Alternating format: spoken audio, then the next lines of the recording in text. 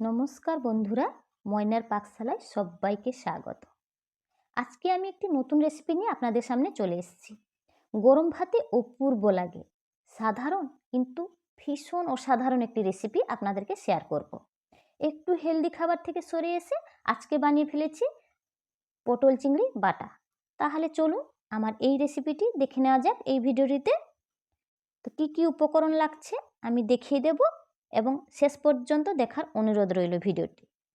এখানে আমি নিয়ে নিয়েছি পটল, ডুমো ডুমো কেটে নিয়েছি পেঁয়াজ, কাঁচা লঙ্কা, রসুন এবং কোরানো নারকেল। চিংড়ি মাছ নিয়েছি, চিংড়ি মাছটা একটু বড় সাইজের আছে, তো চিংড়ি মাছটা আমি কেটে হলুদ নুন মাখিয়ে রেখেছি। গ্যাসে কড়াই বসিয়ে দিয়েছি, তেলটাও গরম হয়ে গেছে। দিয়ে দিলাম জিরে এবং একটি শুকনো লঙ্কা। জিরে শুকনো লঙ্কাটি একটু ভাজা ভাজা করে নেব।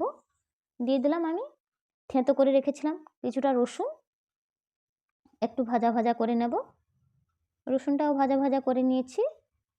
দিয়ে দিলাম পেঁয়াজ কুচি, পেঁয়াজ কুচিটাও আমি ভেজে নেব হালকা করে, কারণ পেঁয়াজটা বেশি ভাজবো না, পুড়ে যাবে পরে, তাই আমি হালকা করেই ভেজে নেব। পেঁয়াজটা আমার ভাজা হয়ে গেছে হালকা। এবার কাঁচা লঙ্কা দিয়ে দিলাম দুটো, একটু ভেজে নেব। এবার দিয়ে দিলাম চিংড়ি মাছ, চিংড়ি মাছটা দিয়ে দিলাম।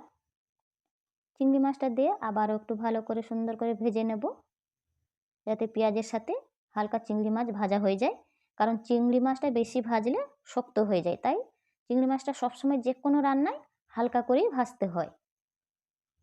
আমি 2-3 মিনিট নাড়াচাড়া করে চিংড়ি মাছটা ভেজে নিলাম। এবার দিয়ে দিলাম পটল। পটলটি কিন্তু আমি খোসা ছাড়াইনি, খোসা সমেত পটলটি আমি ডুমো ডুমো করে কেটে নিয়েছিলাম। পটল দেওয়ার পরে একটু ভেজে নেব। 1 মিনিট আমি ভেজে নিলাম। একটু দিলাম হলুদ গুঁড়ো, স্বাদ অনুযায়ী নুন দিয়ে দিলাম। আপনারা যে যেমন পটল দেবেন সেই পরিমাণ আন্দাজ নুন ব্যবহার করবেন। আমার পটল অনুযায়ী নুন ব্যবহার করেছি।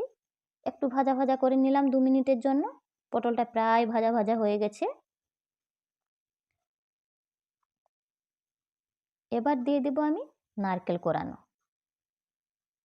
কিছুটা দিয়ে দিলাম নারকেল কোরানো দিয়ে আবারও একটু ভাজা ভাজা করে নেব, যাতে পটলের সাথে নারকেলটা ভালোভাবে ভাজা হয়ে যায়।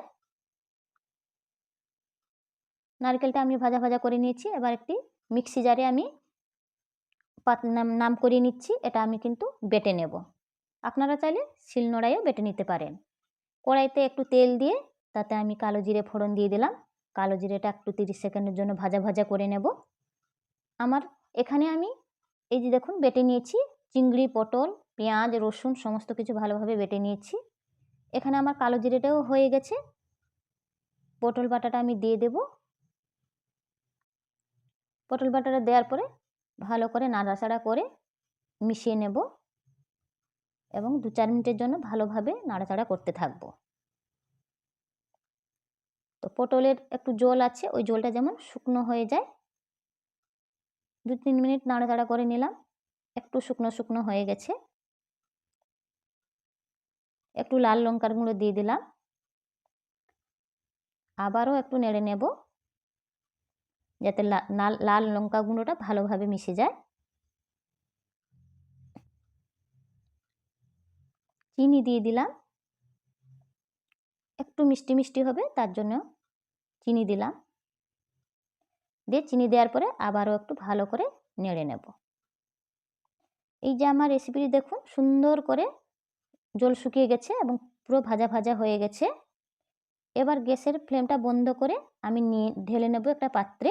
তো বন্ধুরা, আজকে এই রেসিপিটি কেমন লাগলো কমেন্টে জানাবেন। ভালো লাগলে অবশ্যই শেয়ার করবেন, লাইক করবেন এবং আমার চ্যানেলটিকে যদি সাবস্ক্রাইব না করে থাকেন সাবস্ক্রাইব করে নেবেন। পাশে থাকা বেল আইকনটি ক্লিক করবেন, যাতে আমার নতুন নতুন রেসিপি আপনারা দেখতে পান। উপর থেকে একটু নারকেল কুড়ানো দিয়ে দিলাম, একটু তেল ছড়িয়ে দিলাম। এইভাবে রেসিপিটি আপনারা বাড়িতে বানাবেন, আশা করি ভীষণ ভালো লাগবে। আমার ভিডিওটি দেখার জন্য ধন্যবাদ। ভালো থাকবেন।